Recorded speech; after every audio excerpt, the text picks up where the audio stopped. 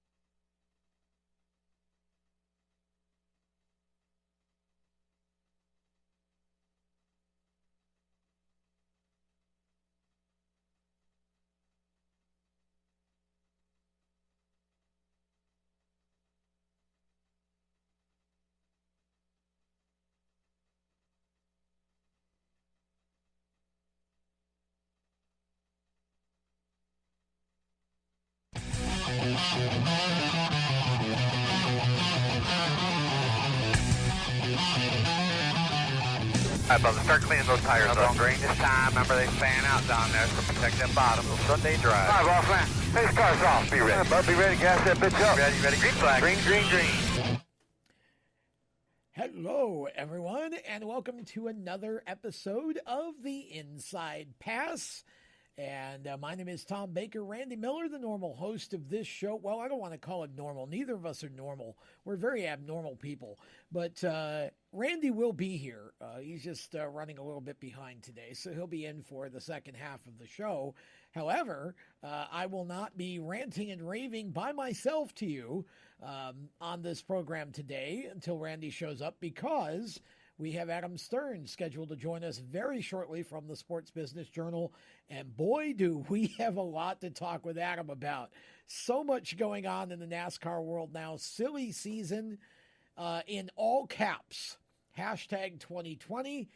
We had major news this week that broke that, well, we've been kind of anticipating an announcement about Bubba Wallace, and we kept hearing that Denny Hamlin was going to be putting together a team, and that possibly Bubba would be his driver, and that possibly Gaunt Brothers Racing would be the team that Denny invests in. Well, here's what we now know. Denny Hamlin and Michael Jordan are teaming up, and they've bought the charter from Germain Racing, which is the 13 team that Ty Dillon's been racing for. Geico, of course, leaving that team at the end of this season. So Bob Germain has sold the team. Bubba Wallace will be driving for a brand new race team in 2021, owned by Denny Hamlin and Michael Jordan. And we're going to talk with Adam and Randy when he gets in about that. That has really kind of set the silly season on fire because, A, it takes Bubba off the sheet now. So nobody else is going to get Bubba Wallace. If this is a draft board, he's been drafted, and he's gone. So Ty Dillon, on the other hand, is now out of a ride, and Ty really wants to keep racing. And so now Ty ends up in the draft pool, so to speak. We've still got plenty of drivers out there. No announcement yet on the 48. We keep hearing that Kyle Larson is the leading candidate for that car. I'm still going to believe that one when I see it. There are plenty of other drivers still out there. Eric Jones is out there. The driver that we thought a year ago could wind up in the 42 this year, Ross Chastain, well, he's now going to be in the 42 for next year. That was the other big announcement that came out this week. Ross Chastain will replace Matt Kenseth, who really was only a temporary fill-in to begin with, in the number 42 for Chip Ganassi Racing. So now Chastain and Bubba Wallace both off the board, and that also takes off the board one of the top teams. That 42 car was, there were a lot of drivers that we had discussed. Everybody was discussing, including Bubba, as possibilities to take over that car. But of course now that's not going to happen because Ross Chastain has secured that ride for 2021. And so that car comes off the board now. So there are actually, now we have to completely reset silly season and take a look at what's left, who's out there, what's going on. And we'll do that over the course of this show because there's just so much to talk about and so many drivers still left out there. Not to mention, we're still racing this year. We're in the midst of the playoffs. Round one for the Cup Series is done. We have chopped 4 off the playoff grid, and so we'll talk about all that as well. Racing continuing we've got 2 more rounds in that series. The Xfinity Series and the Truck Series also still in playoff mode here. They're a little bit behind the Cup Series in their playoff rotation, so to speak. So none of them through the first round yet, but lots of racing still to come. We had an announcement regarding a track that appears to be coming into the NASCAR Cup landscape for 2021. Circuit of the Americas, rumored to be on the Cup schedule. Now, the announcement appears to be that Texas is going to win the All-Star race. So the All-Star race, instead of being at Charlotte or Bristol where it was this year, will go to Texas next year. They lose a points race because of that. And by losing the points race, it gives NASCAR the opportunity to move one of the 2 Texas races to Circuit of the Americas, which can't make Eddie Gossage very happy because I know that Eddie Gossage for years has said that he had no interest in losing a date to what he considers obviously to be a rival track right there in Texas. But I think NASCAR wants to go to Dakota. It adds a road course to the schedule. It would be interesting to see how that works out. Could we see a potential doubleheader for that with the Indy cars? Who knows? But that's something that I've heard in conversation over the last couple of days. A couple of people are speculating that maybe that could end up being a doubleheader, combined show with IndyCar. So there's some movement in the track situation.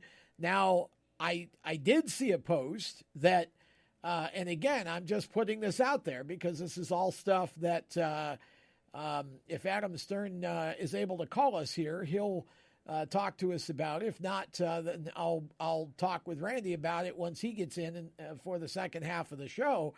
But I did see a post here just recently that mentioned that the 2021 schedule could also include a race at the Milwaukee Mile, which would be a good thing, except that what I'm hearing is that it possibly would come at the expense of one of Martinsville's dates, which I really would be honestly frustrated with.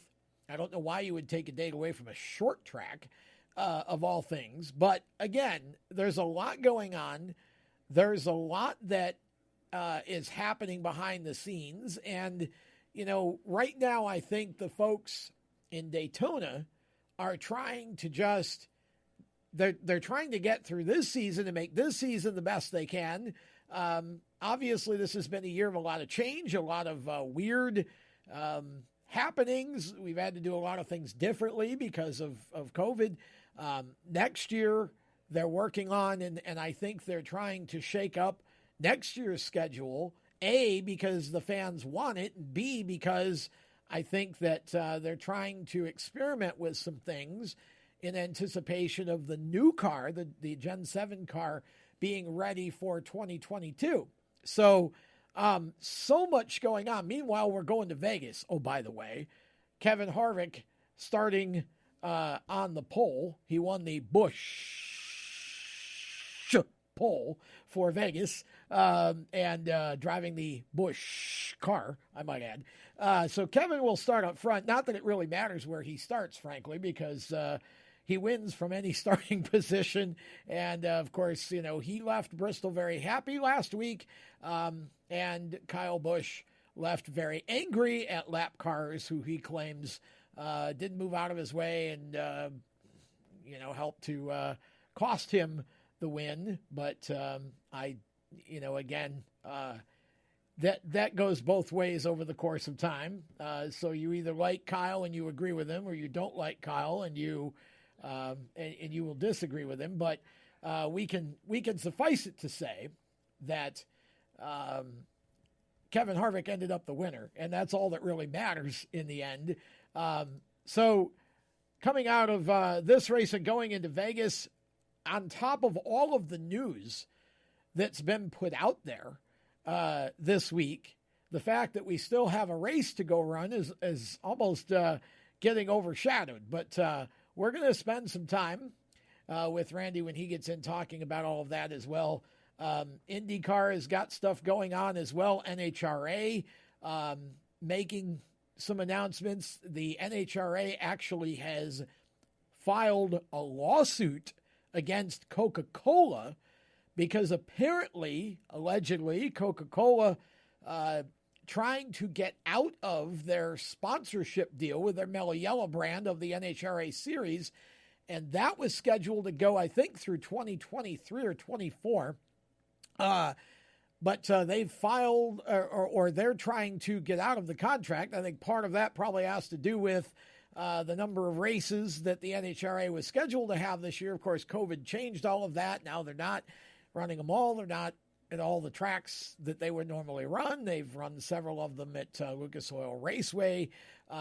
And so now the NHRA, in what I would consider to be a major decision, has decided to file suit against Coca-Cola. So this is kind of interesting. I look at that situation and it seems to be akin to trying to go to war with a kitchen knife against an AK-47. But we're going to see how that turns out. So they're going to work on their situation, and honestly, I hope it can be resolved amicably, and Coca-Cola and Mellow Yellow can find a way to stay with the series, because not only does the series need that title sponsor, I mean they've had to cut the purse and do some other things as it is this year because of COVID and not being able to have fans. That is a really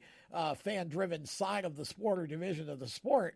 So not only are they down because of lack of fans, but obviously if you lose your title sponsor going into 2021, that's a problem. So we'll see how that one turns out. So there's stuff going on even in drag racing. And as I say, IndyCar, we had a major announcement from AJ Foyt Racing. Sebastian Bourdais has taken over the reins of the 14 car, will make his debut in their next upcoming race, and will be in the car full-time in 2021. I think that is a rock-solid announcement from Foyt. Bourdais, of course, a veteran of the series, is known for being the type of driver who can elevate a lower-tier team and find a way to run competitively. Did it with Coin Racing for quite a while. That was a team that hadn't performed up to the level that Bourdais eventually performed with the equipment when he was driving it, and he kind of helped elevate that group, and now I think he could do the same for AJ Foyt Racing. I think they needed that. Now we'll see who ends up in the second car. A lot of conversation about how that's going to unfold. Tony Kanaan has said that he does not want to run a full season necessarily, but would like to run at least the Indy 500 next year. And so that could still be a possibility. You could see a slate of drivers, if you will, a buffet of drivers in the 41 car, or you could, if Charlie Kimball comes back or whatever the situation. So there's a lot going on in that throughout that circuit as well. Elio Castroneves has interest from 4 or 5 teams, both in IndyCar and sports car, IMSA, to drive next year. Penske, of course, that was the hope I think a lot of us had, is that Penske would bring him back for a full season, and that's not likely to happen at this point. I would say that Scott McLaughlin coming into Penske for next year's Indy season prevents that. So, boy, a whole lot of stuff going on in the news wire, a lot to talk about, a lot to get through. We're going to actually step aside and take a break. When we come back, we'll kind of start diving into some of it, and Randy Miller will be joining us as well. So we'll be back with more of the Inside Pass right after this. Don't go anywhere.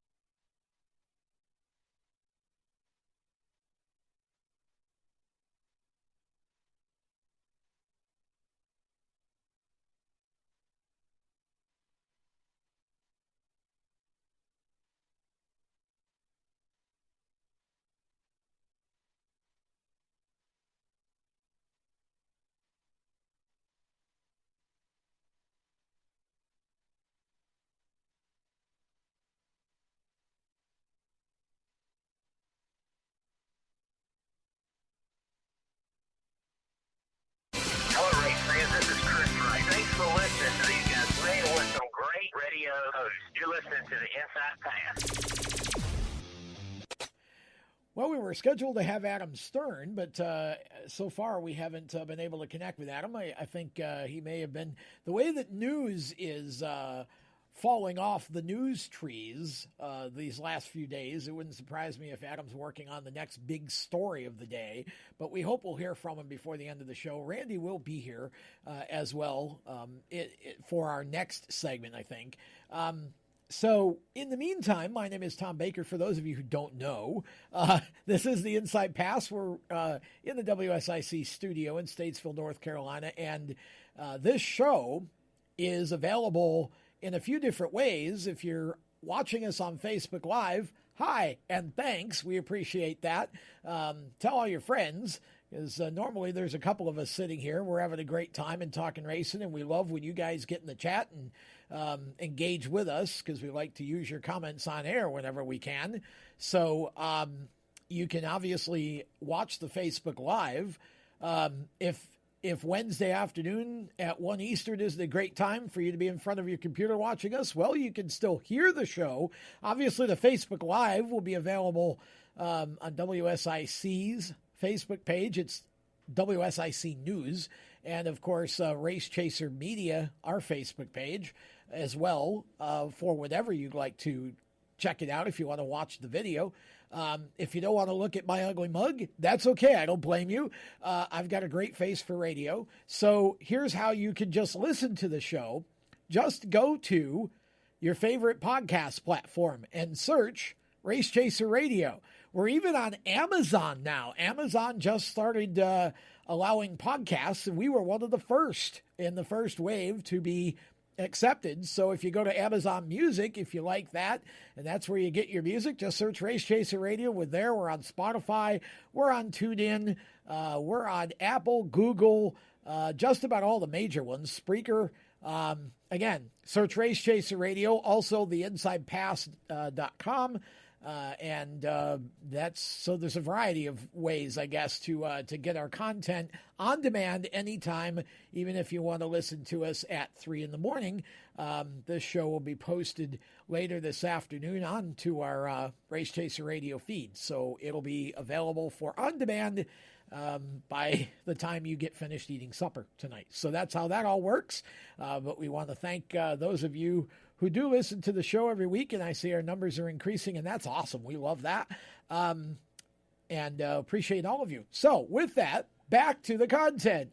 So we were talking before about all of the news that's gone on this week, and we're probably going to hit some of the bigger stories when Randy gets here, and I want to save the biggest one, actually the biggest two. I want to save the Bubba story and the story about Ross Chastain in the 42 for when Randy gets here, so he and I can share our opinions together.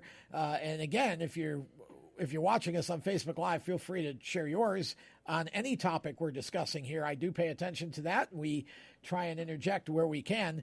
Here's one of the intriguing things that I'm keeping track of this silly season that we're really not hearing a whole lot about. There are two rides that are open that I think are really interesting to me, and we're not hearing a ton about replacements, about possibilities for those cars. One is the Go Fast 32, and the other is now the 43. Now, I understand that we've heard Daniel Suarez to the 43. We know that Andrew Murstein, the team owner, kind of likes the whole diversity angle. So that would seem to be a fit. But I think we need to be paying attention to Ty Dillon here for a couple of reasons. One, obviously, the 43, unless something comes out of left field that we don't have any idea about, or Hamlin wants to have a two-car team, the 43 is not leaving the Chevrolet fold, which means if the 43 does not leave the Chevrolet fold, then it seems fairly obvious that they're not going to leave the Richard Childress Racing compound either. They are on the property and have been for a couple years. And so I think that's part of what's helped elevate the team. Of course, Bubba bringing the resources that he has in terms of sponsor dollars has allowed the team to grow as well and improve their performance. But if you look at Richard Childress Racing in general, Tyler Reddick and Austin Dillon are running much better this year. Austin has looked fantastic in this last part of the season. He's got a win. He finished second and should have beaten Kevin Harvick another lap. I think he would have beaten him a couple of weeks ago. So Austin has run well. Tyler Reddick has certainly been up front, and those cars have improved their performance, and the 43 has as well. So when you look at Ty Dillon, a lot of people are saying, well, he'll just go to a third RCR car and drive for Grandpa, and it'll be the 31 again and whatever. I don't believe that. Number one, I don't think Ty wants to do that. as Randy tries sneaking into the studio, but we actually caught him, so we're just going to call him out. Randy's going to sit down next to me, and if Nikea feels so inclined, she'll hit the on button for Randy's microphone and let him talk. Randy is joining the show in progress, folks, and I was talking about Ty Dillon. So, and the prospects, I don't see Ty going to a third Childress car. Ty's been very adamant that he wants to succeed or fail on his own merits. Correct. That's why he stuck with Germain Racing and really wanted to see that through. And I look at an article that I'm reading about him on J-Ski. I think it was a front stretch article. And there are a couple of things that strike me real quick, and then we'll move on now that you're here. Okay. But Ty says this, I believe in myself as a race car driver. I feel like I can win races and win championships. I'm very aware of what it takes financially for a team to do that, the resources that it takes and the attitude of the driver it takes as well. I believe I'm capable of that. I'm just waiting for the right opportunity. And he says, further, I feel like I'm starting to enter a point of my career where this is my fourth year, and I'm starting to get an understanding of where I feel I am as a driver. I feel I'm just starting to get into the beginning of the prime years of my career. Now, there are a number of people in our audience who will probably just laugh at that. Well, he wouldn't be there if it wasn't for Grandpa, even though since he's been in Cup, he hasn't driven for Grandpa. I mean, I know they're getting technical advice or technical help, but I don't think that's free, honestly. So, I mean, I look at Ty, and to me, Ty's got the 43 has Ty's name written all over it. I mean, would you see him or would you see Suarez quicker in the car?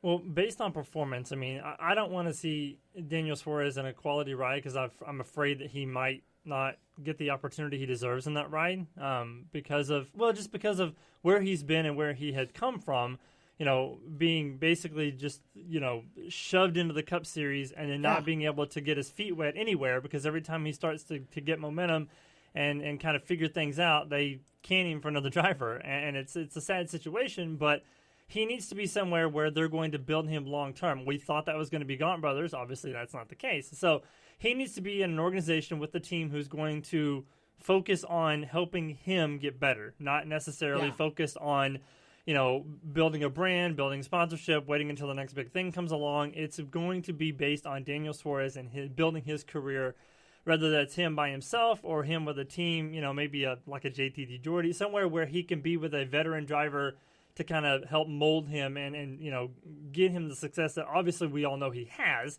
He just has to get his feet wet in that kind of scenario. So for me, I would pick Ty Dillon just based on, and I say performance. I mean, obviously, they're pretty one and the same in terms of where they are and point standing wise and things like that. But if you look at the history of RPM and the history of RCR, Ty Dillon doesn't want to be a part of his grandfather's organization. That's fine, but 43 is obviously a better competitive car than the Gaunt Brothers car. So, I mean, obviously you want to be in that kind of situation. Right. But who knows where he would really be, and then it becomes the whole thing, okay, well, if he's going to be part of that team, does RCR try to get RPM to Chevrolet so that they can have a technical alliance and Dillon can drive for the family team still? There's a whole lot of other things. I mean, Richard Petty obviously is a Chevy. That is true. Yeah, so that's not. That's what I was saying when the reason I think Ty is a prime candidate for this car is because it's sitting it's on the compound, right. and RCR has helped elevate that car. So I think either Ty or Suarez would be but here's the other car that I mentioned when I started this monologue was the 32 car, Go Fast Racing. Now, everybody again would naturally assume that maybe Chase Briscoe comes up and drives that car because it's had an alliance with SHR. And it's kind of, if Clint Boyer wants to stay or they want him to stay, then that's a place for Briscoe. One, I don't think Boyer's staying. The more time goes on, the more I believe he's out of the car after this year and into the Fox booth with Jeff Gordon, which means we'll all have a lot to laugh about for the first half of next season listening to those two carry on the broadcast. But if he's out, Briscoe's in, which and Archie St. Hilaire has said he's not really interested in being somebody's development team. So my theory is you put Ty Dillon in the 43 and Suarez ends up over there or somewhere else, but ends up over there because he's bringing sponsorship, Ty's not. Right. So he can bring money to help the team, whereas, Ty doesn't have much of that to offer. But we'll see. The 37 is the big mystery because Ryan Preece has not yet said whether he's coming back next season or not. The rumor is he's going to back down to Xfinity to run the 98 car for SHR. Mm-hmm. And if that happens, obviously the 37's open, and we hear nobody talking about who replaces Preece in the 37 car. There's not much chatter about that right now, which is interesting to me. There are a number of drivers out there. If you believe Larson to the 48, then he's out off the board, and that car's off the board. So now you've got Eric Jones, who would seem to be the guy you'd want, especially when you have sponsorship. But, again, Eric's going to have to be with a team that has the dollars and cents because he doesn't bring it. Exactly.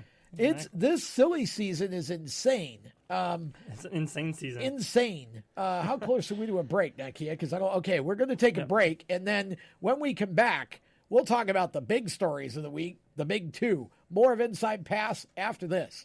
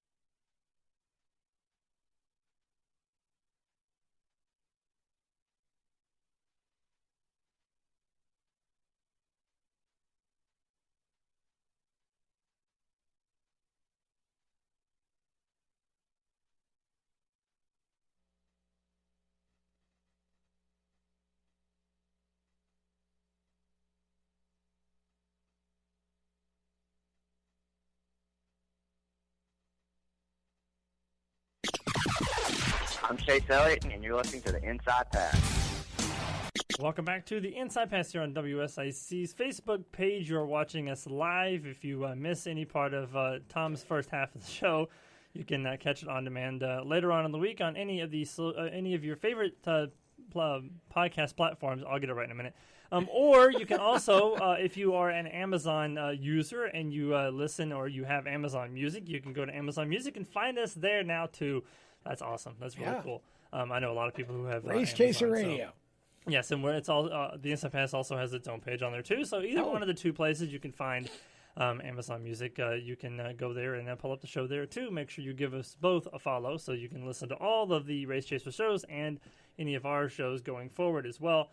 And so we thank everyone for listening and or watching us. If you want to watch us or actually listen to us on the radio, it's Saturday morning at 9 a.m. on WSIC's family of radio networks, part of the Motorsports Power Hour. 90-minute power hour. Followed by Lenny Baticki and PRN's at the track at 10:30 on Saturday mornings here in WSIC. Yes.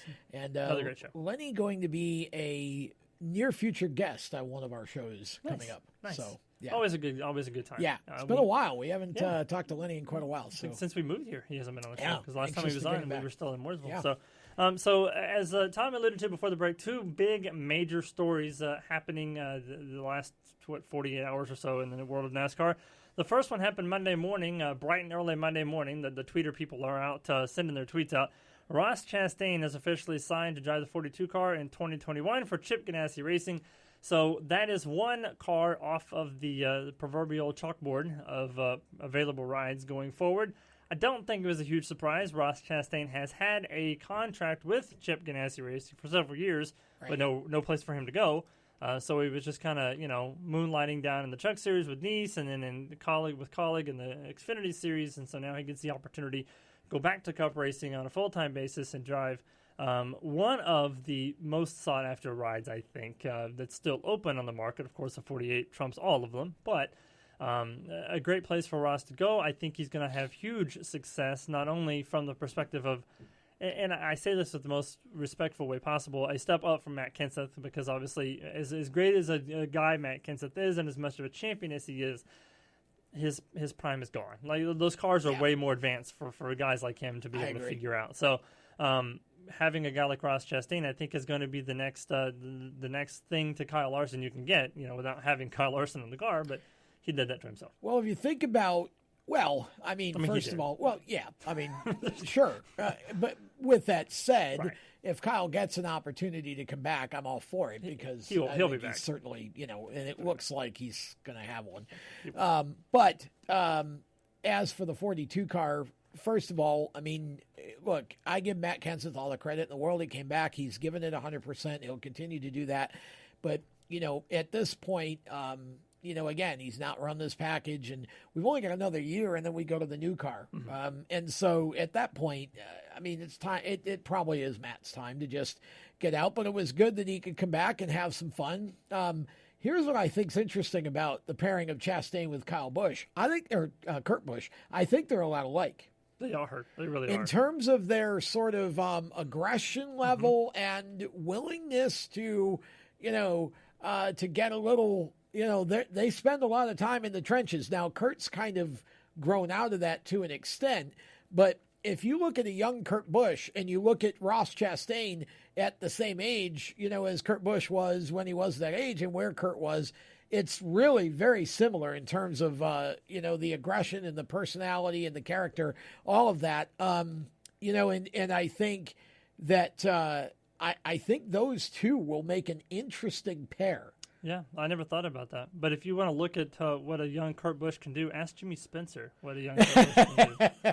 Yes, Jimmy Spencer never forgets. I think he still remembers. YouTube that situation. It was a knuckle sandwich there at one point. But Kurt, like I said, Kurt's matured a lot, and I think he's in a place in his career now where he's really having a great time and really enjoying what he's doing, and he'll run at least one more year. I don't know if you'll see him in 2022 or not. I've heard things that would indicate both ways. So I don't think anything's been decided yet, but certainly the idea of kind of mentoring Ross, and I think Kurt even, I would guess he would be interested, because Kurt wants to do some sports car racing. And so the new car has supercars like qualities. Mm-hmm. So I would think that Kurt may want to stick around if he's given the option, at least for a year or two. So interesting team there, and you're right. So the 42's gone off the board, and so's Ross, which means that Spire Motorsports is going to have two cars, and Ross is not going to be one of them. It's true. That's very true. There's rumors regarding that car too, which we'll get to in a second. Yeah. But the other, I guess, part of that is obviously Ross is driving the Carly car, the car number 10 that he's in right now, vying for the championship. Chris is going to be on our show next week, Chris Rice. So hopefully he'll be able to kind of shed some light on where they go for that car, because in the Xfinity Series, I mean, obviously anybody who wants to step down a series from Cup back, maybe like a Suarez, for instance, wanting to step down and go into Ty Dillon, that want to step down. And by the way, for the record, the Colleague cars are RCR Yes, they affiliated, are. just for the record. Yes, That's why they he are. said that. Anyway, so if you look at somebody who maybe wants to go back down to the Xfinity Series, obviously those guys don't want to step down unless they're in a top-quality ride. And I think aside from obviously the Stewart-Haas car that Briscoe drives and the Penske car that Cindric drives, Colling's probably third on that list, especially with the 10 car, because he was third in points until the reset of the playoffs. So it's a top-quality ride. Well, and you do bring up a good point, too, because even the 22 car, if Cindric goes up to Cobb, It's true. is going to be open, which I hadn't really thought about. And the till just 98 if now. Briscoe goes and up. the 98, Briscoe goes up. So some good cars open in the Xfinity Series for some of these guys. And you look at a guy like Daniel Hemrick or a guy like Ty Dillon, somebody like that. There may be some opportunity there, or drivers from the Truck Series. Also, we don't know if Justin Haley's going to move up or not. He's been one that's rumored to go to Spire next year to their Cup team, which would take him out of Colleague, which then leaves two cars open. And of course, I don't think AJ Allmendinger wants to run a full season. But so Colleague could Come on, look the car is there. Just get in and go. I mean, but he's got the TV deal and he loves doing that. I mean, Colleague could look completely different in 21. Yeah, it could. It very well could. So- So the other news that happened yesterday, well, I guess actually it was last night or Monday night? Monday night, right? Yeah, I don't even remember. Yeah, Monday night. This is Wednesday, so Yes, Monday Monday- night. Monday Yes. So after weeks and weeks and weeks and weeks and weeks of Denny Hamlin denying that he had any involvement in any kind of ownership of a motorsports team, Well, he just said he had nothing to share. He didn't say. He Well- didn't deny that he was doing something. He just had nothing to share. right, Which is meant that he did. Right, it's the complete, lie, but whatever. Anyway, it ended up being that Michael Jordan, who we knew they were linked at some point, that we just didn't know where exactly their whole Yeah. relationship was going to go, but Michael Jordan and Denny Hamlin are teaming up to basically form a new team. It's they're buying the charter team from the 13, so basically they're buying the 13 car. And they're going to run with Bubba Wallace as the driver. Now, I obviously automatically think that obviously the number will change from 13 to 23 because, I mean, it's Michael Jordan. I You would want guess, yes. the 23 number. But Bubba Wallace as the driver doesn't really surprise me. I mean, Michael Jordan had already said this morning that he wants to build a very, a very diverse but very, minority-led team, and wants Bubba Wallace to be a part of it. It's guaranteed sponsorship, so it's very little money out of pocket in terms of sponsorship and being able to put the car on the racetrack. It's just getting the charter to the team so that they can start working on things. But Well, and I mean, do we know that he's buying the entire team or just the charter? well, they're buying 'Cause the charter, but I mean, but we keep hearing that it's going to be the Gaunt brothers team. Oh, okay. I'll say okay. Now, That makes that's not been made official yet. Like, what cars, what team, are they going to have brand new cars? What's the deal going to be? And Gaunt Brothers doesn't have a charter, right? Right now, the Gaunt brothers does not have a Okay. charter. Well, that makes sense. So You buy that a would team make without a charter, sense buy a that charter. you just basically, buy the Gaunt brothers out or buy majority interest or whatever, however that happens. Mm-hmm. But I don't think we know that yet, which is sort of intriguing in a way.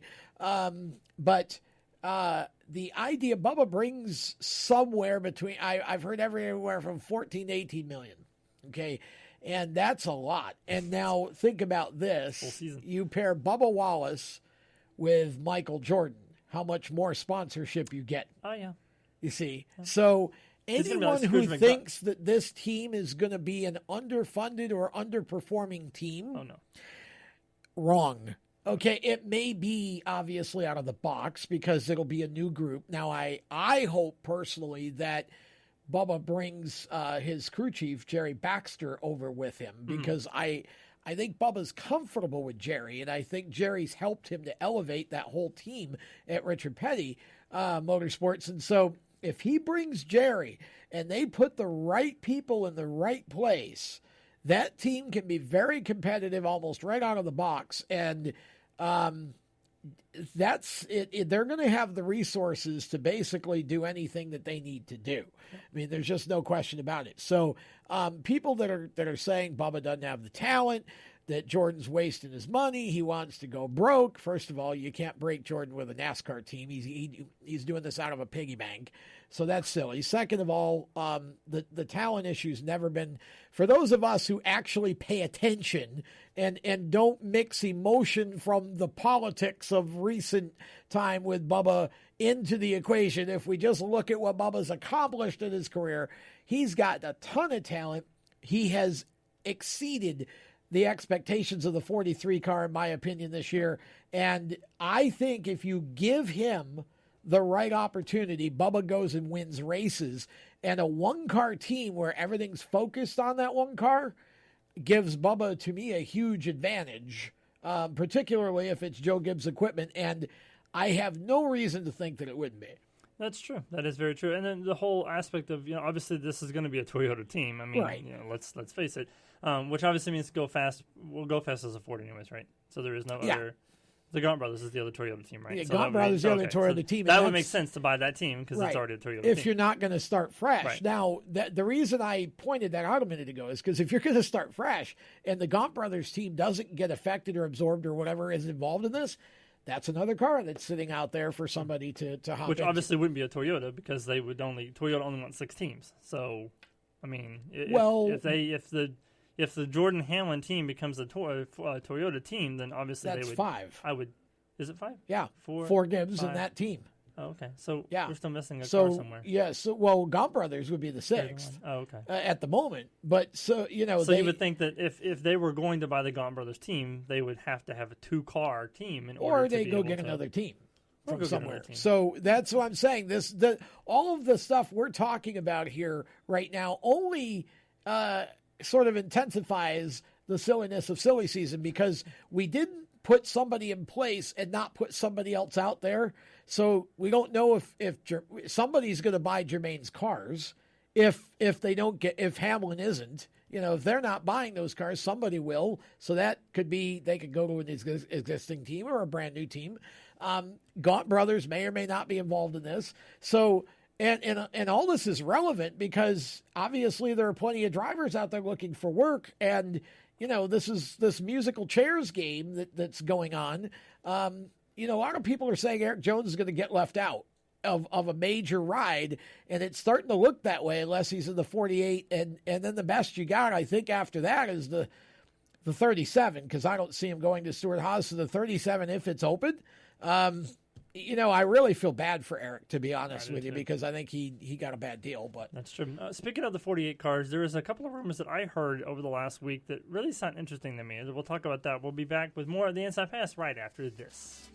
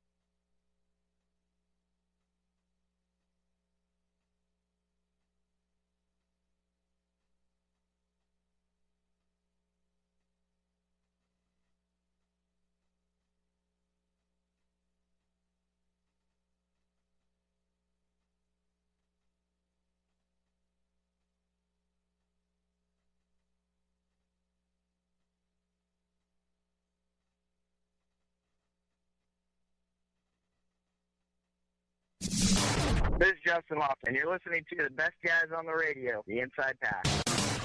Welcome back to the Inside Pass here on WSIC's Facebook page. Tom Baker, Randy Miller here with you, and we've got 7-8 minutes left. I wanted to continue talking about silly season because the most sought-after ride in the Cup Series garage right now, obviously the 48 car. And basically anybody who doesn't have an ironclad contract to drive any race car on the face of the earth for 2020 is linked to that ride at some point in time. Over the last couple of weeks, I've heard a couple of new interesting names just being thrown around there as possible, potential people. But what we do know is that supposedly, from what we understand, the person that's going to drive the car is already signed to the deal. Done. Whatever.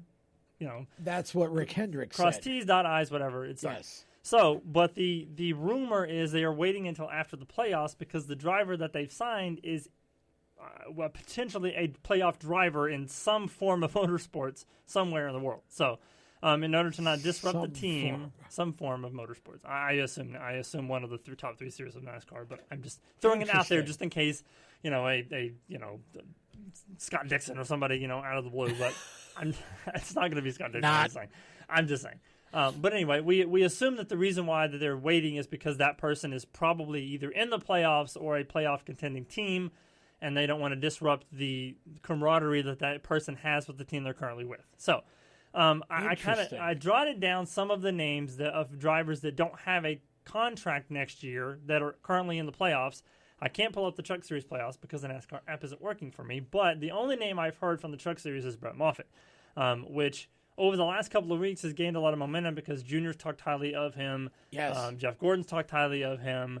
And then so there's kind of that whole, hint, hint, push, push type thing, going on with Brett Moffitt. Don't know if it's him or not, but he is a playoff team. He was a former Cup Rookie of the Year, so we're not. It isn't as though it's not out of the blue. You're taking somebody straight from trucks to Cup and bypassing Xfinity, who's never been to Cup before.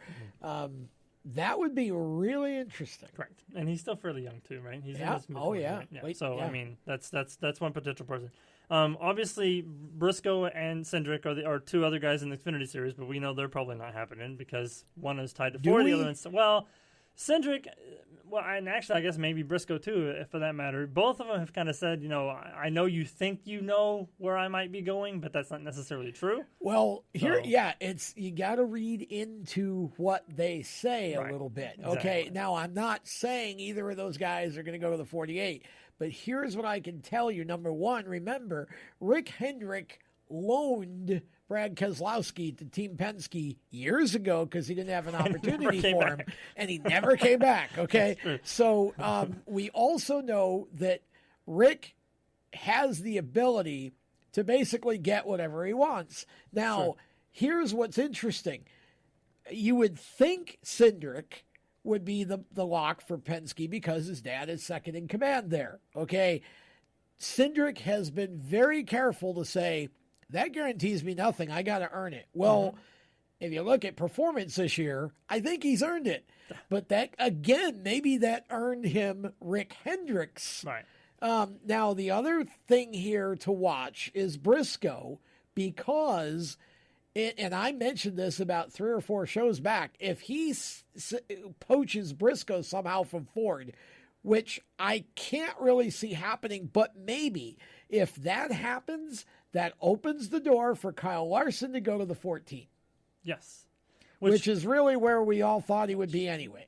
That's where we think he's going. It's just a matter of how he's going to get there and who he's going to get over to get there. But don't fall asleep on either of those guys being the driver in the 48. We've heard Larson at the 48 too, so what does that tell you? Well, I'm just saying that, But so speaking of Stewart-Haas Racing, Clint Boyer also not one of the guys that's supposedly going to the 48, but he is in the playoffs, and so you have to kind of look at him as somebody. But as Tom and I both say, he's probably bound for the Fox booth next year. So just not there.